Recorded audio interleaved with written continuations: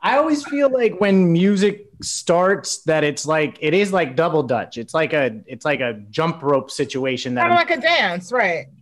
Is that how I'm supposed to see it, or am I just tone deaf and don't understand how music works? Are you tone deaf? Yes. Can you dance? No. Guilty feet, got no rhythm. But here's the thing. I think that music is definitely a dance because everyone's got to work in concert. Oh, just dropping mad puns, son, to make the shit sound good. So yeah, like when I hit bow. Yeah. One of the things that I've been doing through the quarantine is like actually dancing by myself. I had never done that before. Is there any way that we can get on a Zoom while you dance by yourself? Well, then I'm not dancing by myself. No, I'm not doing it for me. I'm doing it for somebody else. No. You just do your normal, I'm alone, no one's watching dance. And then I sit with my camera off and my sound off. And I laugh hysterically to myself. Well, the thing is that it's mad sexual. I've got, I'm really rolling my hips. I'm fucking the ottoman. I watched a 2-hour YouTube DJ set and danced. Like what? This is it. Like people would always be like, "Oh, dance like nobody's watching," but like you're like I do. I think it would be very inappropriate for me to dance like nobody's watching when I'm actually at the club. If I was like in the corner of the dance club, just fucking the floor, they're like, sir, you need to leave. You are not Prince. Are you Prince? You're not Prince. We need you to leave right now. I'm more of a Shakira. I roll my hips. Oh, is it weird how much I want to see that? Is that strange? And I mean, I would like pay my. Oh wait, that's just a strip club. Never mind, forget it. You just came. I'm sorry. Finish that sentence. They've already invented those.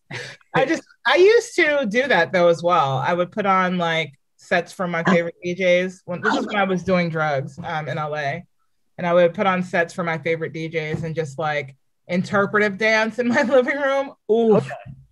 I'm not trained in interpretive dance. Like I have nothing to do with that. Wait, is interpretive dance something that you can get trained in? I thought that was just like just doing what your body told you to do. I'm sure that 99.9% of it is exactly that. You know what? That's disrespectful to someone's art form. But we can all agree that art form is trash. But anyway, what I'm saying though is that I think that all forms of dance have you can get some sort of training in, right? I'm pretty sure interpretive dance is a thing you almost have to get trained in because, right? Or is that crazy? How's somebody going to tell me how to interpret myself? You know what?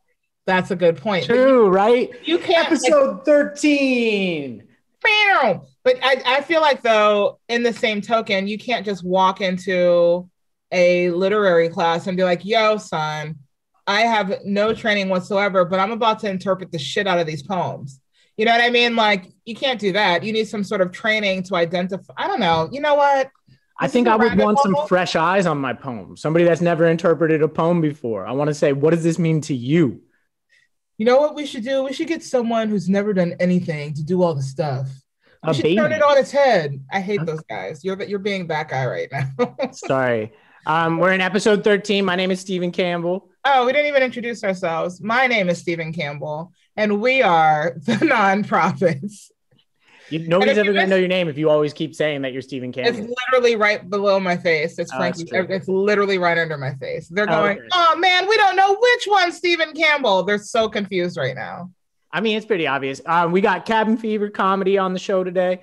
I'm stoked about it because these guys and a gal, and I mean that, I don't know if this is offending anyone's gender situations. I am a card-carrying member of the LGBTQ community, and I'm Black, so I can say what I want. And anyway, I ride her coattails. So what I was saying is that I love these guys. I'm really excited to have them on. We're doing, working with charities and kind of crowdfunding organizations for this month that are specifically working within the Black community. And these guys are doing that. And I love it. So we've had a lot of nonprofits on. We had one mutual aid fund on. That's what I was trying to think of. Mutual right. aid. And so I just really enjoy fucking with people that are helping in some way, shape, or form. Right. Yeah, for sure. Well, this is Black History Month. That's why I pointed out that we're having a bunch of whites on to talk about a nonprofit that helps the Blacks, like that. You know what I mean? I want it to make sense. Sure. It is this like weird thing that we talked about with all of our scholars, is that it is a awkward and uncomfortable discussion on like, how do white people fit into this fight, right? Like, or this call it a fight. But it was this thing. So when George Floyd was murdered, there were protests over the weekend, if any of you missed it. And on Monday, so Franqi and I had a show with a bunch of other great comics where it was called French Roast, where we were roasting individuals. Surprise roasting them. It was fucking genius. It was so fun. It was really good. We'd have people on a Zoom that they thought they were having like a surprise party, and we would just make fun of them. They'd cry a little bit. Outstanding. And so on Monday we had a meeting, and the meeting was to discuss how we were going to continue the silliness of making fun of individuals. And obviously it was just not the time to have that discussion. And while we were on the call, so it was the first time I had been present with Black people when an atrocity was happening. Do you know what I mean? Like it was, I've like in the room with friends who are Black while they were receiving some. Right. Yeah. While we were on the call, the guy's name is David McAfee or something like, man in Louisville who was known in the community as the barbecue guy that was out like passing out sandwiches, cooking up and stuff like that. And he was shot in the middle of the protest, unprovoked and unarmed by the police. Yeah. Right. And so it was the first time that I had been present when news was received, like present with Black friends when news was received. And it was a very powerful thing, let the white man make this all about white men, but it was a very powerful. You're watching like, ooh, do tell. Yeah, please. Let me tell you how the Black struggle affects white. And so, but it was a very powerful thing to be a part of. Everybody's crying and everybody was hurt. And so one of the comments that I had said during that conversation was, I think this is time for me to shut up, right? Like it's not really my, it's not my time to, sit in the background, listen and learn kind of a thing. And so it was a thing that you and Dara, shout out to Dara Jamat, both had said that like, nah, this is when you need to be the loudest, and so we started fundraising and since then we've done, a lot of work with a lot of different Black oriented causes. But it was this thing that, and Franqi, I'd love to hear what your thoughts on it, but it is this thing of white people wanting to support where they can, but not really knowing the landscape. You know what I mean? Like not really, like really understanding how to be a value add to that conversation outside of just, calling out racist uncles at Thanksgiving. I had an uncle that stormed the Capitol, by the way. We'll talk about that later. Yeah. Oof. So I think you touched on a lot of really great points. I think that the number one thing, and many won't agree with what I'm about to say, regardless of what ethnicity they are, but in my opinion, from my perspective, what Black Americans have gone through, are going through, and are working to eradicate, it's not a Black issue. It's a human issue.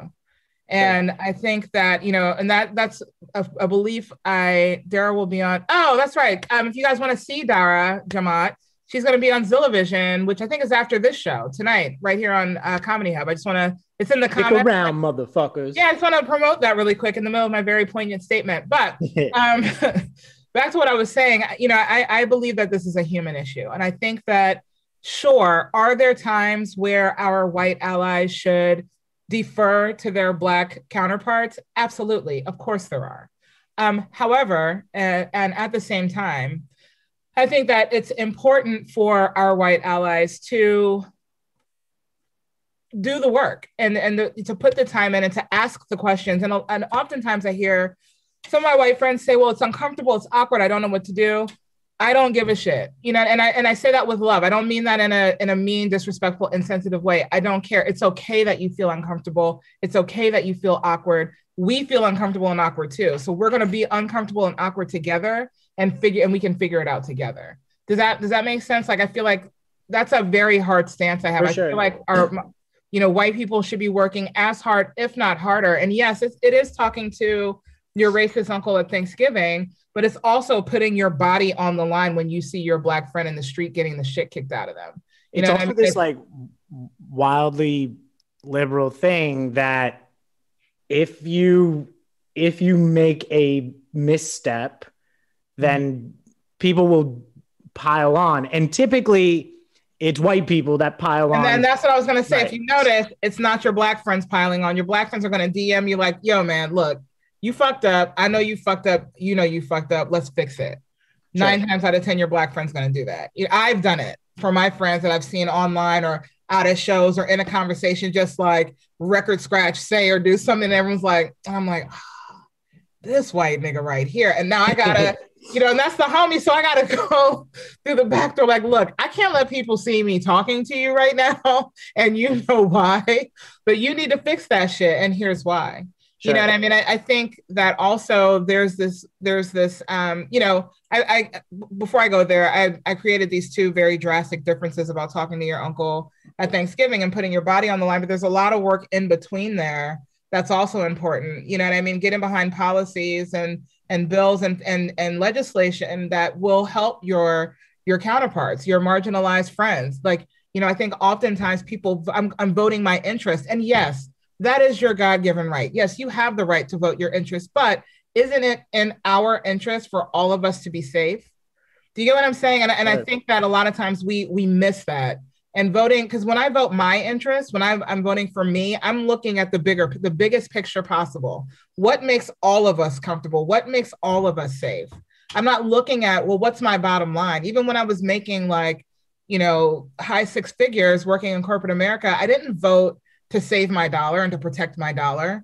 You know what I mean? That's selfish and it's insensitive. And I didn't really need to do that because financially we were perfectly fine. Wish I had a now because the bitch broke. But in the grand scheme of things, I think those are the conversations that we really need to have. Sure. And what I was getting ready to drive to is that we live in this space now, especially, with the internet and social media, we live in this space where you said a thing, you did a thing 10 years ago, you are over, you're canceled, you're done, we're finished with you, move on. And that's not right. We get nowhere. Now, are some things hard lines? Of course, absolutely. At the same time, there are people that flub up and make racially insensitive or issues against LGBTQ plus orientations, who with some education, with some kindness and understanding and conversations, you can help them to see the error and give them some guidance to get right with whatever that is. But I think we have to have that space where there is room for redemption and understanding. And I know that a lot of my Black counterparts will hard disagree. And I completely understand that. And I felt like that for a long time. It's not my job to educate you. It's not my responsibility to give you the information, look for it. And I think that is true on, to an extent. If you're just lazy and not interested in putting in any kind of work, but you want to continue to flap your gums and state your opinions, well, then you're kind of a piece of shit. Sure. You're not, you know what I mean? Like, you're not really, what you're saying is they're just words with air. You're not there's no substance behind it to quantify anything that you're saying. But if you're making these conscious efforts and your information is just wrong and you don't know, it's not necessarily my responsibility, but if I want any kind of change for me, the person that I am right now in this moment, I'm going to reach out and try to educate you. There was also this, so I think a lot over the last year, especially, there has been this knee-jerk thing where if you believe in a certain way, fuck you, right? You know, and one of the things that's been shitty about like masks, for instance, like I didn't want to know your political beliefs from this far away, right? And it is just this thing where I'll tell you. So I went to California for my grandma's funeral and I had to get my hair cut. And so I went to this barbershop and there was just this little white lady in there and she wasn't wearing a mask. And so I went in, I was rocking my mask and she kind of like gave me a little bit of guff about it, but she puts her mask on and quickly in the conversation, she says some shit about how like the numbers are being misrepresented, all this stuff. And I was like, yo, I'm not having this conversation with you. That was it. And then we just started talking about her fucking collie and her little dog and all this stuff. And it was just this thing of like, I forgot about having simple conversations with simple people. And it was just this thing of like, damn, like I have been guilty of it very recently of just quickly mentally canceling people. You know what I mean? And it is this thing of like some belief systems, you just can't fuck with a person because they're not on the side of progress or on the side of agree. Right. I do agree with, so that's what I'm trying to clarify. I do think that there absolutely are thought processes, belief systems, actions, posts even that are beyond the pale. And I'm just like, you know what? You like eating babies on Tuesdays. I can't fuck with that. You know what I mean? Like I can't get behind that. So I'm going to cut this baby eating motherfucker off. Like that. Because every Tuesday we got NonProphets episode. And also every Tuesday we got a NonProphets episode. But what I'm talking about is in the bigger scheme, in the bigger concept of racial and social injustice and that around that specific conversation. I think that, you know, and I've had these conversations with different white friends or allies who feel uncomfortable asking questions or looking for information or doing things because they're afraid of doing the wrong thing and then being in trouble. Sure. You know, and that's what I'm talking about. I'm not saying like we need to make white people feel safe. I feel like you guys feel just fine in America. So that's not what I'm talking about. What I'm saying is that we have to say, it's okay if you fuck up. If your intentions are solid and good. Do you get what I'm saying? If your intentions are true and good, and you say, post, do, act in the wrong way when it comes to racial and social injustice, and I come to you and say, hey, Stephen, you know, you really can't say the N-word. And then you're like, wait a minute. Whoa, hard stop. What? Right. You're like, well, actually, you know, that's, but seriously, you know, I've had friends say, you know, I feel uncomfortable having conversations around race because I don't want to say the wrong thing. What I'm saying is we have to be okay with our friends maybe saying the wrong thing, because a lot of times it's not with ill intention. It is out of the fact of ignorance, or they just don't know, or they haven't been informed, or they're really asking a question because they are wondering. And so we have to some degree, allow that room for us to have, because if we don't have those discussions, if we never have those open conversations, one, I never really know you as my friend. You can never really love me, and we can never really be friends and really connect, because we can't. You know me, Stephen. I like to get down in the fucking dirt with a conversation. Like, we're going to talk about all the shit. I do it with my daughter. You know what I mean? I don't care how uncomfortable she is with something. I'm like, well, that's definitely the thing we're going to talk about. Right. And I love saying the N-word. Right.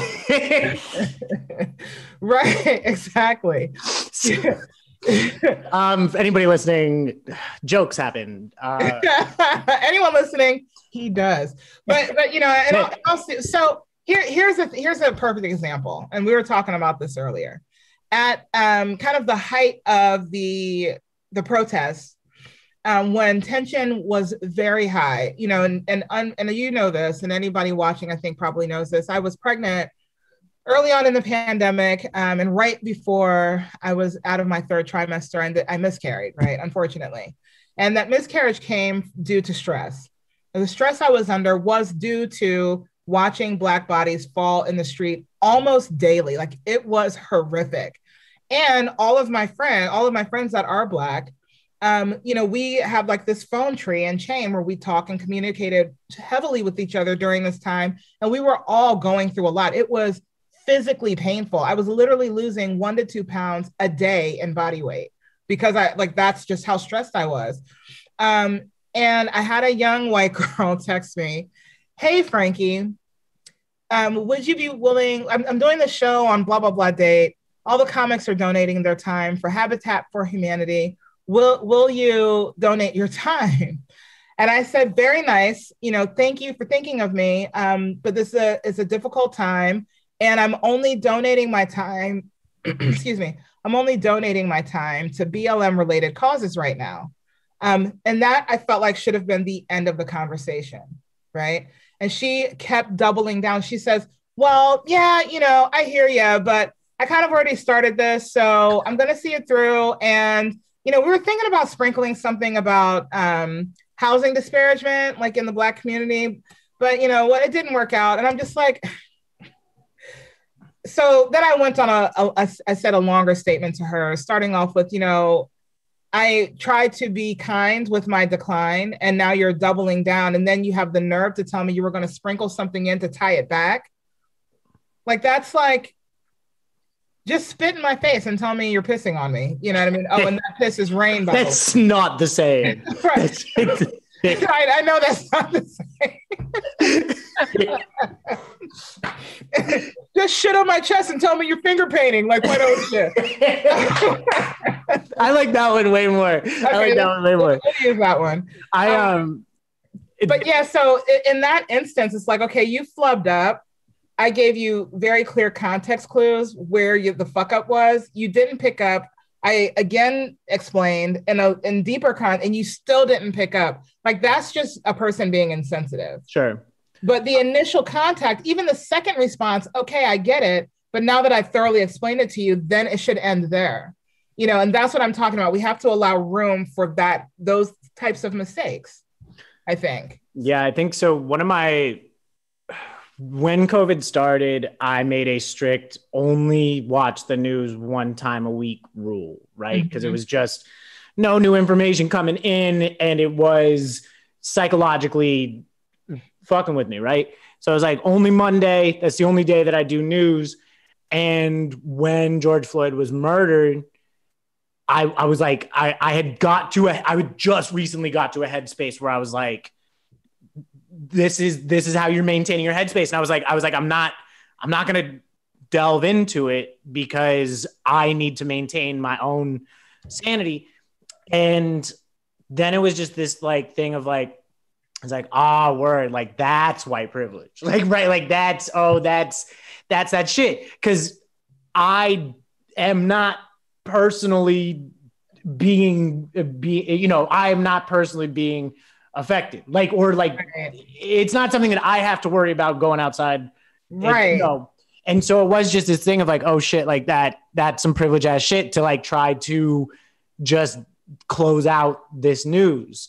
And it is this thing that like white privilege, finding out about your white privilege is like finding out that like Santa is real, right? And he's going to keep on giving you gifts that you did nothing to earn, but he's been skipping the Black neighborhood, right? Like and every Christmas you get fucking toys and you're just like everything on your list, all of that everything on my list. It was like, this is so cool. And then like and some stuff you didn't even put on the list. What? You just walk down the street, you got more from Santa. And then there's like an oil spill in the North Pole and you're pretty sure Santa did that. And you're like, oh, I feel bad about these gifts that I'm getting. And then you keep getting gifts. And then you find out that he's turning the elves into sex slaves. And I was like, God damn it, Santa, stop giving me all these gifts. But I just keep getting them. And but the thing Rolex style, right? Like I want to say something, but also like I want to keep my Xbox. Right. And so like, I don't know what to do. So I guess what I'm saying is just let Black people play with your Xbox. My Xbox, Steven means penis. But I had a similar experience, Steven, in that I got a little taste of white privilege. I don't know if you see these glasses. I didn't have these at the start of the pandemic, if you remember. I did wear glasses often during doing comedy, but it was my Clark Kent syndrome. I would wear them to like as my mask, and so I could have some distance between myself and the audience. Here's what people didn't know, though: they never had lenses in them. Isn't that hilarious? What a creep! But anyway, so one day in the pandemic, I woke up and I was blind. Not really, but my vision was diminished, right? And I'm freaking out. I've always had superior 20/20, perfect. Fuck you. I can see everything. Like my vision's always been amazing. Sure. So I go to the ophthalmologist. She does her eye exam. She's like, left eye, 20/20, still good. Right eye, you have the tiniest stigmatism. We can just put a very mild prescription. You'll be fine.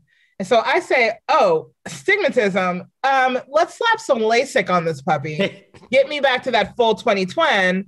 Holler at your girl, right? She says to me, people that get LASIK can only get their vision as good as yours is now.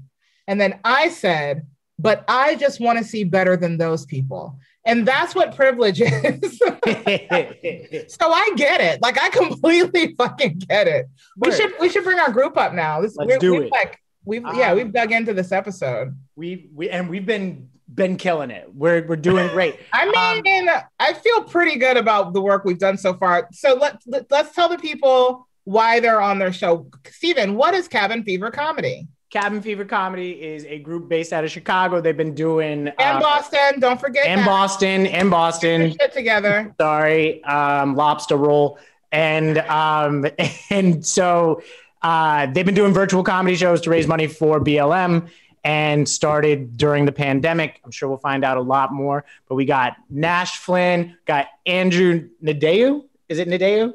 Nadeau, so close. No, okay. Nadeau, just some guy. A female deer. Okay, sorry. And just some guy. Boom, boom, boom, boom. Excited to have you guys. Thank you for coming on. Absolutely. Thank you so much for having us. Great to have me. Yeah. Thank you. It's good to be self-aware. Yep. Hilarious. So tell us a little bit about what y'all have been doing over the last year, how the idea was born, and how things have been going over since then. Yeah. So we started this shortly after COVID began, early enough that Cabin Fever Comedy was still a fairly unique name for a stand-up showcase, Zoom showcase during all this. And we actually started out originally with Comedy Gives Back. Okay. I mean, as you guys know, I know you worked with them too. It's a great organization. And we really we wanted to help. We knew everyone was struggling. We wanted to, obviously, you all know why we get into comedy, which is largely self-serving. We also like making people laugh. We felt like this would be a good thing to do. We felt like people needed help. We knew comedians were struggling. It was great. And then, obviously, the world got worse. And it was right after George Floyd that we quickly switched gears. And we said, this is obviously the comedians will be okay. They'll hang in there. We want to see if we can raise some money for where it's going to help the most. So we switched over to Black Lives Matter. We found some fantastic comedians that are donating their time to put these shows on every other week, with 100% of proceeds going to the Chicago chapter of Black Lives Matter, who are, of course, doing some great work. And I mean, it's been a privilege. It's been great to be able to contribute in some way here. I mean, I feel like that's basically what about, I mean, Nash, just some guy. Did I get that right? That's what it felt like for me. You did good. Thank you. You guys want to add anything before we start firing off the questions? I don't know things. Our next show is this weekend. You guys should watch, because the lineup's going to be mad dope. It's going to be mad sick. Mad sick and mad dope. And it's on Comedy Hub, guys. And it's on Comedy Hub. We got Lorik Kilmartin. We got Robbie Slowick. We got Tim Barnes. We got Alan Strickland Williams. And we have Jenny Yang. So it is. I love Jenny. She's hilarious. Yeah, I love her. She's fantastic. She was one of the 10 comics to watch for Variety this year. So good. Yeah. And on top of us doing live fundraisers during the show for Black Lives Matter, we also have a Patreon called Cabin Fever Comedy that not only will also go towards donating to Black Lives Matter, but we also want to start paying our comics despite them lending their time, because comics do still need to get paid, and it sucks that we haven't been able to do that yet. So wanted to drop our Patreon as well. I think that's an awesome note, just to kind of reiterate and highlight the fact that, I mean, I think people watching think like, oh, that's cool. You turn on your Zoom and you put together the show and then you donate the money. But I just want to kind of say that a lot goes into putting together a show. Like it's a lot of time, it's a lot of energy, a lot of stress, like, and oftentimes a lot of your own money out of your pocket that you don't get to recoup, especially when you're putting something on for charity. So good on you guys for making the effort. I know Stephen and I were talking earlier about some other fundraising groups, not at all you guys, but that do comedy shows, and just from their marketing and kind of the way that they've done things, it's very clear to see that the goal is to line their own pockets. And Stephen and I do a lot of fundraising work, and I can say from the time when we first met, going on 7 years now, we both were just very passionate just at the general idea of helping people. You know what I mean? What that meant 7 years ago, I don't think either one of us were really sure. Stephen's definitely gone way deeper down that road, getting his MBA in that field, starting companies in that field, and really putting in a lot of work on the ground in the field of fundraising. I have used my Black queer female privilege to just ride his coattails in that sense. Thank you, Stephen. And privilege 69ing.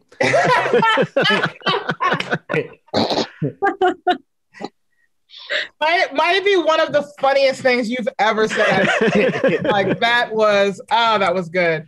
But in all seriousness, I think it's important to highlight, because one of our goals for this month was to highlight nonprofits and groups that were specifically working to eradicate, help, aid issues within the Black community, since especially because it's Black History Month. And as you all can see watching, this is a very white audience, or white group.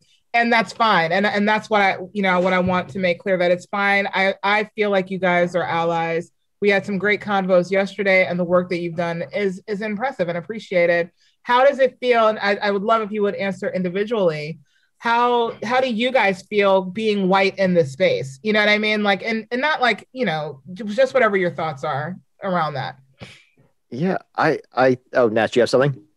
Go ahead. No, I feel awkward is the first feeling, because ultimately I want to help. I want to do what's right. And I know that I am most likely not going to guess what that is. I can read and research. And I think my general mindset here has been, let me just assume I'm trying my best, but that I'm wrong. And that I think is a hard mindset to get around. That if I'm disagreeing with someone in my mind, obviously in conversation, I want to listen first. But if I feel like, no, it doesn't sound right to me, let me assume I'm wrong. Let me assume that they have the experience and they know better. Maybe I'm going to look it up afterwards and find out, no, they didn't. This was an outlier. This person was just making something up. They had no idea. But let me assume I don't know. And let me see if I can get into a position where I can just boost people who do know. And it's been such a privilege. And I think the struggle has been, this is something I really believe in, and I want to do it and I want to participate in it, but I want my voice in it to be quiet. And as a comedian, I want my voice to be loud. I have platforms where I get to be up there and talk, and I love that I get to do that. But on this show, I'll do my set when I can, I'll host when I can, but the point of the show is to give space to people who know better than I do. And I think what's been interesting about that is that I don't feel like that's me doing something to help. That feels like a privilege for me, that I get to participate in this, that I get to come up here every other week and listen to people who are saying these brilliant things and have these great takes and this great insight. And yeah, I mean, I feel awkward. I feel wrong a lot. And I feel like I want to, make sure that I'm using my platform to speak up, but also that I'm never trying to lead here. I want to follow the people who know what they're doing. Sure. And I feel very lucky to have been able to do that. Thank you for your insight, Andrew. Nash, or just some? One of you guys want to give your takes? So I think one of the bigger privileges for me was that 2020 was really my wake-up call. I got to 33 without really having to deal with too much of what the Black community faces their whole lives. So when George Floyd died, I felt like a lot of privileged white people felt. I felt hopeless. I felt like we couldn't figure out a way to just be people on earth, and it felt systemic. So I feel like one of the true gifts of this show is really feeling that uncomfort in a way that it is both amusing because it's comedy, and it's also heartbreaking. We had Samson McCormick on the show pretty early on into a lot of the writing, and I remember I love Samson. He's one of my favorites. Wonderful. And he did a set that was about rioting, and so he did a couple of jokes that were very funny, and then at the very end it got very poignant because he's obviously very connected to what's happening, and moved by it in a way that felt real to me. And I remember after he finished talking, I was the host, and it took me 30 seconds to remember I was supposed to say something. It was like, shit. And everyone was like, oh, you have a show. And I was like, oh, right. Yes, I'm hosting. Thank you. That was right. wonderful. Right. And so it has felt like at least we're doing something. And I'm relatively new as a comedian and performer. So this whole thing has been like eyes open for me in a lot of ways. And for my liver, because on the show I do shots in celebration of donations.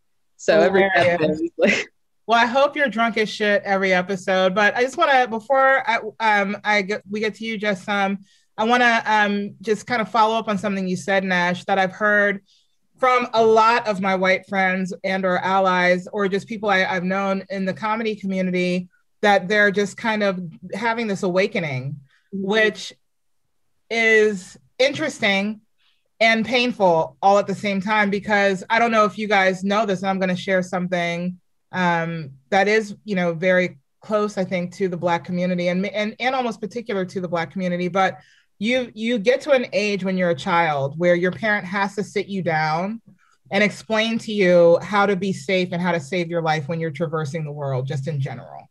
My daughter was probably, I want to say 6 or 7, the first time someone called her a nigger. You know what I mean? And I had to explain to her what that was, why, and was mad at myself for forgetting to do it sooner. And it's like we lose like this kind of pure, innocent place in our hearts when we're kids growing up, because that's snatched away from us. And we're told no one gives a fuck about you. Like, you need to understand, no one's going to give a fuck about you. No one's going to help you. You have to help yourself. You know what I mean? So I think that's where, Stephen, when we were talking and you're like, it feels uncomfortable sometimes, I think that's where that discomfort feels, and why it may seem like Black folks are just like, I don't give a fuck, you're uncomfortable, this is what it is. It's not because we don't give a shit about you as a human. It's because we've literally grown up with this. We've known and felt this information from being a child. So it's like breathing to us. So we're like, yeah, okay, all that's cool, but this is what it's about. Do you get what I'm saying? So it's not so much an attack. It's just like, oh, you don't know how to eat with a spoon? Dog, look, let me grab this bowl of cereal, put some milk in there, grab this big ass spoon. I'm about to show you. And there's not really a whole lot of tenderness like around that. It's a thing. So I just started going to therapy when just during COVID, and I won't have any therapist that's not a Black woman. It's and like your Black mom, because it's just this thing of like, like where I grew up, I've had 23 friends killed in some way, shape, or form, gang, drugs, all this different stuff. And it is this thing of, I know that just by the fact that you are a Black woman, you've dealt with some trauma, right? Like where like I don't, if I've got a white lady therapist, I've got to dig into her life for a little bit. We spend the first fucking 5 sessions me asking like, why do you think you deserve to tell me how can you trauma? Help me? Right. Where I just know that a Black woman's fucking gone through it, I love that perspective. Like, I cannot tell you how much I'm in love with that. The fact that, because I don't think we did this on air, but I jokingly, how if you have a friend and you're like, oh, I wish we were sisters, or you have someone you're like, oh, if we were into each other, we'd totally date. So I love Stephen on that level, but I wouldn't want to be like his girlfriend or his sibling. I'd want to be his mom. So that's where the joke about having a black mama came from. Okay, just what are your thoughts about being white in this space? I think more than ever, it's our responsibility to fix what we broke. And even though you may say historically you haven't done anything systematically oppressive, you don't also know that. So, it's putting away ego, and it's putting away any preconceived notions of just saying like there is an epidemic. There's always been an epidemic of abuse and systemic racism and prejudice against the Black community, and nothing's going to get better unless the majority, at least the vast majority of white people, fix what they started. And it goes back to the foundation of this country, and a lot of white folks like to deny that, and I think that shit needs to end. And so we're just doing a little bit we can with our show. Very well said. Can I ask, so I love that. Do you think that white people's pushback to address that it is a systemic thing, do you think it comes from a place of an attack of identity, almost like that? For me to admit that I have been part of the problem, is a weird one. So I am able to admit that I have been part of the problem, right? Have I said racist jokes in the past? Fuck yes, I have. Are they some of the funniest? Sometimes. But I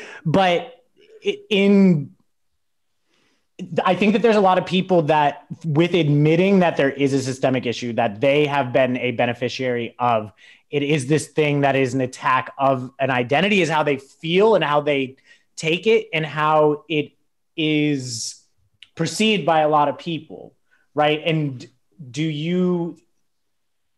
have you ever felt that?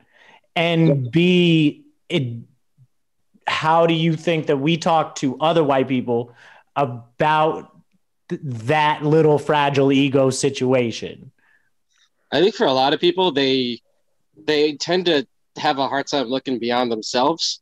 So I know I've heard so many stories of white folks saying, well, I have it hard. Nobody's helping me. I've had these struggles and nobody's helping me. And it's like, okay, but your struggles aren't because of who people see you as. It has nothing to do with your pigmentation. You might have grown up with shitty parents. You might have grown up in a shitty town, whatever, bad spouse. I don't know, but it's not because of your color.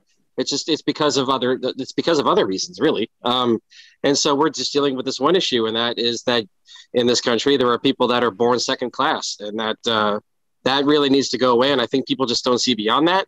And I do think there are people, who feel personally attacked when you talk about their ancestry, which I don't know why, because it has nothing to do with who we are. I think just accepting the fact that our great-grandparents, our great-great-grandparents were probably all fucking racist.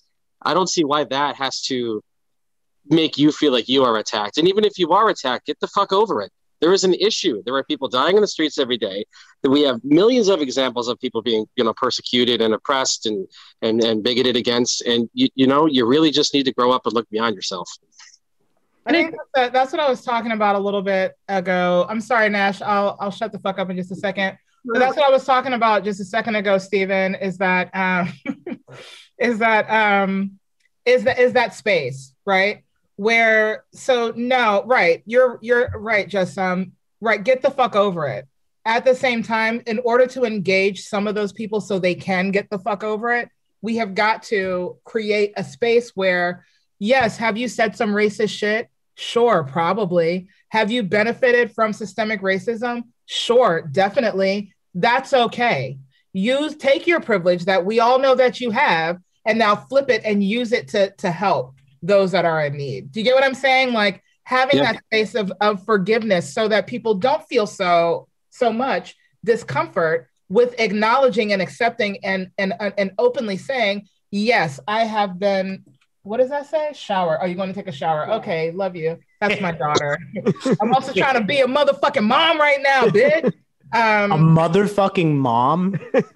I am bi. Anyway, my point is, okay, never mind.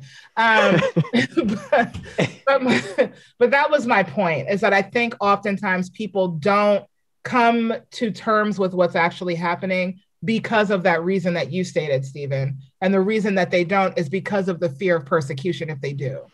Sure. Do you get what I mean? If I admit that I've been a piece of shit in these different areas or different points of my life, what does that say about me as a person? How do I come back from that? Because we don't give people the space to come back. We don't offer redemption. We just offer persecution and excommunication. I'm in a place that I'll hate myself for eating Taco Bell for days afterwards. I mean, you should die in a fire if you. Why don't you just like sit on a toilet and just eat Taco Bell? Like that's all it is. It's only a colonic. That's all that Taco Bell is. You can only blame yourself for that one, man. Yeah, it's true. It's systemic. There's Taco Bell everywhere in this neighborhood. That is self-persecution, is what. 100%. Nash, you were going to say something.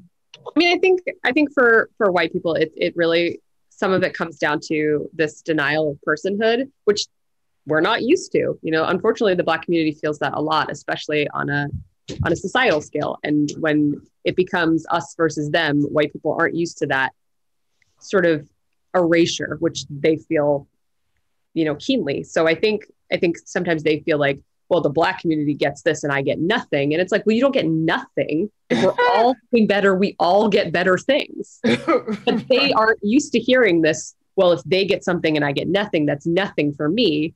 Right. They just want to see better than those people. Right. It's a childish mentality. Like if there's a poor kid and a rich kid and they're friends and the poor kid gets a gift, the rich kid's still going to want a gift, feeling like he doesn't have as much. And it's like, no, man, you got everything. Like this kid getting a gift doesn't mean that you didn't get one, you know, or you didn't deserve one. It's just this kid got a gift. Like, it just doesn't have to be about you.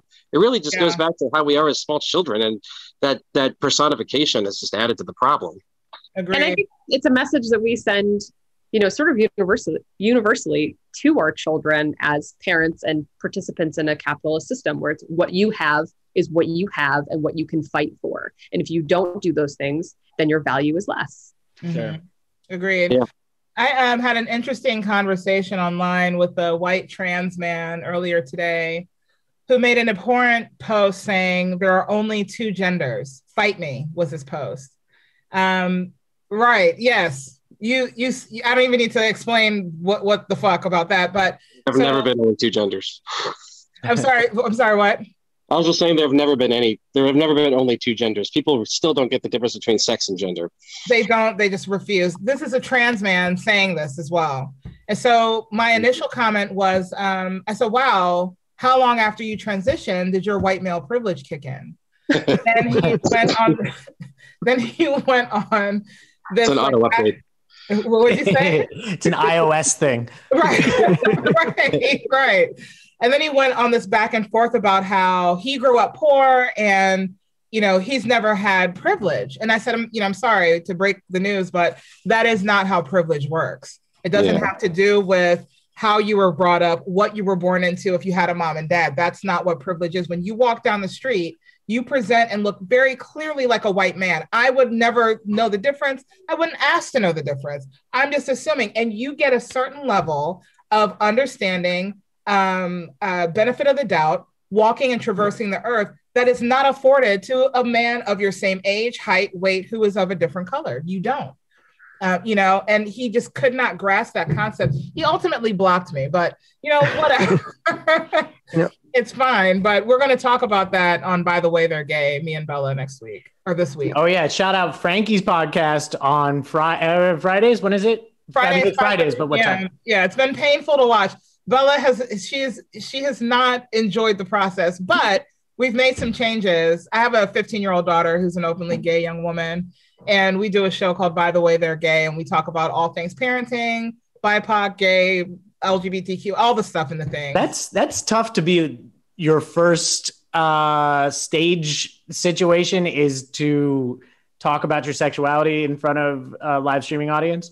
That's 100% was the problem. Yeah. And she was like, you know, to make a long story short, we have this show. It's going to be super dope. We've changed the format in terms of she and I will now be in the same room, sitting in the same space, having a conversation. So she'll be far more comfortable. But we're going to actually address this because there is a pervasive issue in the LGBTQ community of white people in that identity who are still racist and homophobic, you know, and I want to talk about that. Like, that's so interesting to me. Like, you definitely know what it feels like to be discriminated against, to have someone to be in physical fear of your life because of a thing you can't change. You have an idea of what that's like. How dare you? You know what I mean? Like, how double fucking dare you? So have you guys ever had any experiences in that world? I'm just curious. I mean, I think coming from a place of privilege, we've had less experience of that. I think there's this mindset of, if I didn't have all privilege, I didn't have privilege. Mm-hmm. And that's really not the way it works. I'm disabled. Nobody can tell I'm disabled. So when it comes up, there's a very sudden shift in attitude and behavior. But I'm well aware that for most of my life, until someone hears this issue, it's not something I'm dealing with. And you also do occasionally get a shift in tone of the way people discuss an issue, and then discuss an issue in front of you once they realize it's something that affects you. But no, I think largely this is not one that applied to me, because I'm lucky. I'm in a position where I haven't been as affected by that. But it still is always mind-blowing to me when you see someone where it's like, you do not need to put in much effort here to have this be better for everyone, including yourself. How are you on the wrong side of an issue that affects you personally? Agreed. Mind-boggling. And I think one of the strangest things, and it does tie into the aspect of privilege, this is more for the bad actors. There's some people obviously that are just, they're trying and they don't get it. But for those that are so insistent about that they couldn't possibly have privilege, and it feels like the only thing white people can't be is victims of racism. And some of them want to be that so bad. And it's like, you can have this is so indicative of the fact that you have this privilege, is that this is the only thing you can't be. I want to be racially profiled. Yeah, that's hilarious. Right. And then someone says about white people, and they're like, oh, but this is racist. It's like, no, it's not. This is pointing out that you have privilege. If you think this is racism, that's the entire issue. Right. I'm going to say, I think you guys are fantastic. I love what you're doing. Please keep doing it. We're going to wrap up here. But before we do, when is your next show? Please give the date and the time and the day, because people will know live right now, but we'll post this on all the streaming stuff by Friday. And so let them know, anyone that listens to it before, what day and time your next show is, and how can people find you and donate to your fund? Absolutely. We're good. Our next show is going to be on February 20th. It's a Saturday at 8:30 Eastern Standard Time. You can watch us on this station, twitch.tv/Comedy Hub. We're going to have donation links in the chat as well, and to donate directly to Black Lives Matter through us. So we're in Nash. We'll do shots for every donation over $30 in celebration, because Twitch has specific rules on when you're allowed to drink in response to donation. Oh, interesting. And we also do have the Patreon as well, which hopefully we can include in the chat as well. But I believe that's patreon.com/ is Nash, is it Cabin Fever Comedy Show or Cabin Fever Comedy? Just Cabin Fever Comedy. We're on Facebook and Instagram as Cabin Fever Comedy as well, and on Twitter as Cabin Fervor Comedy, FVR Comedy. Perfect. Where can people, if you want people to follow you individually on Instagram, where can they find you? And where can they follow Cabin Fever Comedy?